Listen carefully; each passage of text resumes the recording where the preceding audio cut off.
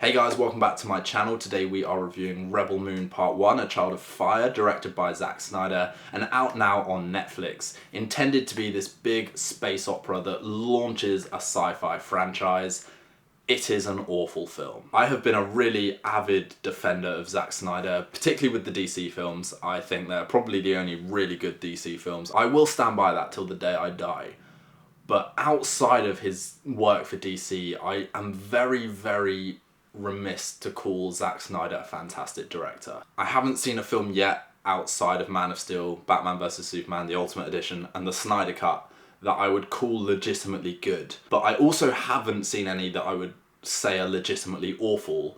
Rebel Moon is that exception. Knowing that there is an intended extended cut of this film that has an hour more footage really baffles me, because what we're seeing here then with this version of the film is that Zack Snyder has Justice Leagued his own Snyder Cut. And he really has. This is such a bad film in the current way it exists. Without that extra hour, which I assume includes a lot of the character interactions that we just don't get in this film, that involves some of the character evolution that is just non-existent in this film. It's got this Seven Samurai foundation to it where poor farmers get raided. Basically, one of those chosen ones goes out, recruits a bunch of expert fighters to the cause with the intention of going back and defending this land. And that is basically the film. Established villains, quick bit of backstory for hero, recruit, quick battle end. And considering the bulk of this film is devoted to travelling this universe and recruiting these characters one by one, there is so little attention and so little screen time given to them to make any impact, to give any distinct personality.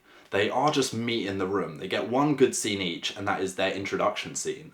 And then they are just background. They get no worthy contributions, nothing that really establishes why they were worthy of being selected to fight for this cause. And then the film's over, and you just think, what was the point? I think Sofia Boutella does a really convincing job as the lead, whether that's physically or emotionally, but again, the script doesn't serve her well, and she's given no real room to grow with her character in this. You've got such an eclectic range of versatile character actors who are given no room to shine. And it is really disappointing when you have a capable ensemble who aren't exploited to the best of their ability. The world building in this film feels very shoddy as well. You never really get to live in this universe. You're planet hopping from one scene to the next. None of them really get to leave any impact, or more importantly, do anything to separate them and set them apart from every other sci-fi franchise out there. I don't think Rebel Moon has what it takes to stand alone and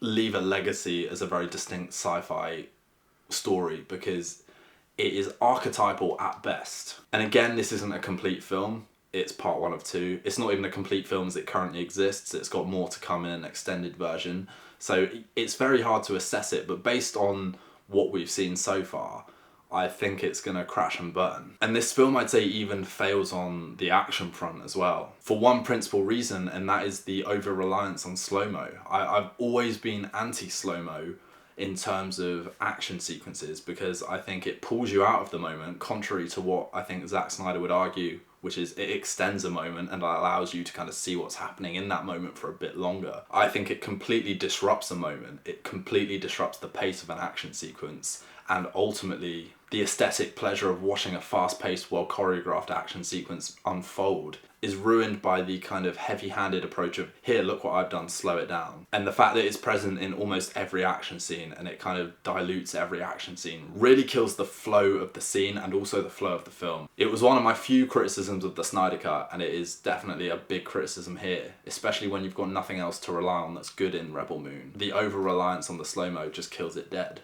So we'll see what happens with part 2, Scargiver. And Netflix probably know what they're doing. They know they've got 2 films out of this. They know that everyone's going to think this one was awful and that is then going to be intrigued to watch the extended version. That's definitely what's happened with me anyway. Based on this alone, I don't want to see more. So if you have watched Rebel Moon, guys, do drop a comment below and let me know your thoughts. Please also consider liking and subscribing to the channel. That's always a huge help for me. And in the meantime, we'll see you for the next review.